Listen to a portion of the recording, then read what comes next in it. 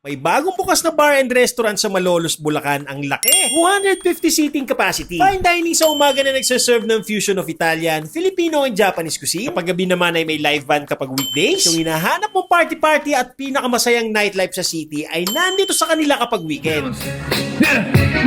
Let's pass the night to the sweet yo. Ang ganda ng interior nila, napaka-classy. Pwede mong dalhin dito ang family at mga tropa mo. Ang atit kuya, dito nga pala yan sa Tiara. Located sila sa ground floor ng Vista Mall, Barangay Lungos, Malolos, Bulacan. Kapag umaga nga ay pwede tayo mag-dine in dito at ito yung ilan sa mga pwede yung subukan. Hindi lang ako naka-order ng Japanese food pero meron din sila dito. Sa mga Italian food ay na-try ko yung kanilang fettuccine pasta with grilled chicken and creamy truffle sauce. Meron din sila ditong gnocchi in pomodoro sauce, rib steak with mashed potato, melon prosciutto salad, pan-seared salmon, una sriracha sandwich and apple cinnamon crepe. Kung mahilig kayo sa Italian food, siguradong may enjoy nyo rin to, promise. Kung ang hanap nyo naman ay Filipino food, ay may mga available din dito. Gaya nitong kanilang kaldereta, beef bulalo, grilled pampano, salted egg shrimp, classic sisig. At sa dessert naman ay itong ube torones. O nga pala, kung gusto nyo ng privacy, meron din silang VIP room, consumable of food and drinks. Sa gabi naman ay pwede tayo mag-chill-chill dito. Meron silang live band kapag weekdays, at party-party naman kapag weekend. Meron sila ditong bar na pwede tayong mag-order ng mga drinks na gusto natin. O nga pala mga atet, kuya, ang grand opening nila ay sa March 21, 2026. Makikisayang join the club with the front act Miss Jana Garcia. Kaya i-secure nyo na ang mga tickets nyo. For inquiries, mag-message lang kayo sa Facebook page ng Tiara. O paano mga atet, kuya?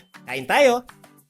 Ay mga tet kuya, kapag gusto nyo subukan dito sa Tiara, open sila from 10 a.m. to 3 a.m. araw-araw. Located sila sa MacArthur Highway, sa Vista Mall, Barangay Lungos, Malolos, Bulacan. O paano mga tet kuya? Kain tayo!